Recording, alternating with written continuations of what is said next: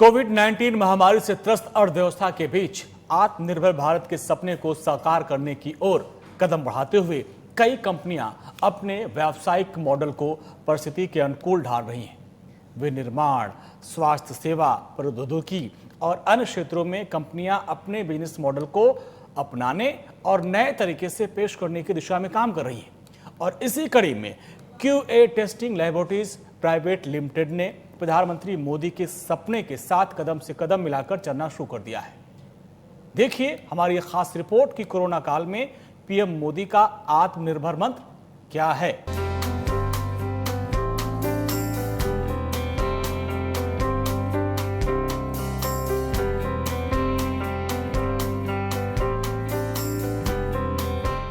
Corona virus की महामारी से जूझ रही भारतीय अर्थव्यवस्था को बूस्ट करने के लिए सरकार की ओर से लगातार कोशिशें जारी हैं। इसी कड़ी को आगे बढ़ाते हुए प्रधानमंत्री नरेंद्र मोदी ने भारतीय उद्योग परिसंघ यानी CII के सालाना बैठक को संबोधित किया। इस दौरान पीएम मोदी ने कहा, हमारी सरकार प्राइवेट सेक्टर को देश के विकास यात्रा में साझेदार मानती है। जहां एक तरफ पूरा देश कोरोना महामारी से लड़ रहा है, तो वहीं दूसरी ओर प्रधानमंत्री मोदी लगातार देश को आगे बढ़ाने की कोशिश कर रहे हैं और युवाओं को प्रेरित कर रहे हैं। बता दें कि पीएम नरेंद्र मोदी ने कहा कि कोरोना ने देश को आत्मनिर्भर बनने का मंत्र दिया है। भारत आपदा में रोने वाला देश नहीं है। भारत संकट को अवसर में बदलने के लिए गंभीर है। आयात पर निर्भरता कम करेंगे, युवाओं को रोजगार देंगे। पीएम मोदी ने ये बातें कोल ब्लॉक्स की शुरुआत करने के दौरान कही। तो वहीं इसी कड़ी में नेशनल वॉइस से खास बातचीत में QA testing laboratories private limited company के मैनेजिंग डायरेक्टर रत्नेश राय ने कहा कि माननीय प्रधानमंत्री नरेंद्र मोदी जी के आत्मनिर्भर भारत से प्रेरित हुआ हूं और अपने सफर पर निकल गया। इस दौरान मैनेजिंग डायरेक्टर रत्नेश राय ने बताया कि पीएम मोदी के इस पहल से यानी आत्मनिर्भर भारत के प्लान से युवाओं को ज्यादा से ज्यादा रोजगार मिलेगा और किसी भी युवा को दर दर की ठोकरें नहीं खानी पड़ेंगी। मेरा नाम रत्नेश राय है और मैं QA टेस्टिंग लेबोरेटरी में एज अ मैनेजिंग डायरेक्टर हूँ। और QA टेस्टिंग लेबोरेटरी बेसिकली हम लोग यहाँ पे अलग अलग प्रोडक्ट्स की टेस्टिंग करते हैं, जैसे कि कोयला हो गया, खाना हो गया, पानी हो गया, बिल्डिंग मटेरियल के प्रोडक्ट्स होते हैं। उन सब प्रोडक्ट्स की यहाँ पे हम लोग टेस्टिंग करते हैं। हम लोग एक government of India approved lab हैं, NABL अप्रूव्ड लैब बेसिकली हमारी लेबोरेटरी लाइन में होता है।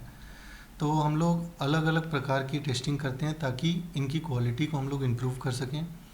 और बेसिकली मेरा ये मानना है कि टेस्टिंग पे फोकस इसलिए गवर्नमेंट ज़्यादा कर रही है, करंट गवर्नमेंट ज़्यादा कर रही है, ताकि उसका क्या इम्पैक्ट एनवायरनमेंट पे पड़ता है, इंडिविजुअल पे पड़ता है, वो हम उसको रिड्यूस कर सकें और मॉनिटर कर सकें।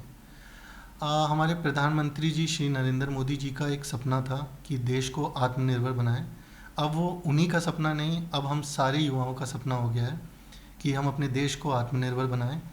इसी चीज़ में हम लोग आगे बढ़ रहे हैं और अलग अलग जगहों पे हम लोग इस संस्था को खोल रहे हैं ताकि हम लोग हर प्रोडक्ट की क्वालिटी को टेस्ट कर सकें और उसको मॉनिटर कर सकें।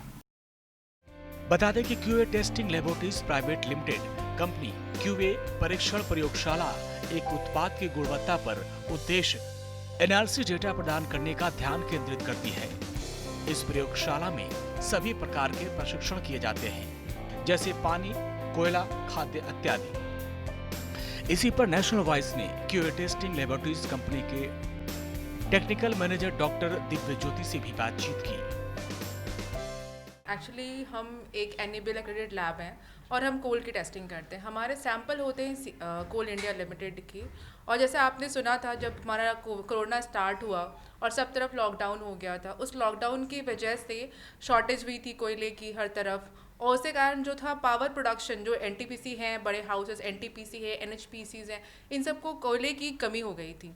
तो उसके लिए क्या हुआ था कि हमने कोशिश करी पूरी तरह से, हमारे पूरे भारत ने, कि शॉर्टेज मतलब बिजली की शॉर्टेज हमें कहीं पे भी ना हो, कोई इंडस्ट्री जो रनिंग है, प्रोडक्शन हाउस जो भी है, वो बंद ना हो। फिर इसमें हमारा रोल ये आता है कि जो कोयला है हमारा, हम उसकी टेस्टिंग करके देते हैं कि इसकी ग्रेड कितनी, इसकी क्वालिटी कितनी है, और उसके बेसिस पे ही वो पावर प्लांट्स में या पावर हाउसेस में जाता है। प्रधानमंत्री नरेंद्र मोदी की आत्मनिर्भर भारत योजना को व्यापारिक मोर्चे पर कामयाबी मिलती नजर आ रही है। इस वित्त वर्ष के पहले 5 महीनों में चीन के साथ भारत का व्यापारिक घाटा पिछले वित्त वर्ष की तुलना में 5 महीनों के मुकाबले आधा रह गया है।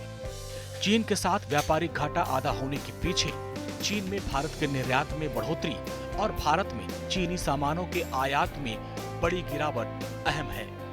सरकार ने भारतीय बाजार में चीनी सामानों की डंपिंग को रोकने के लिए बड़े कदम उठाए थे, जिसका असर इस वित्त वर्ष के पहले 5 महीनों में दिखा। Bureau report, national voice.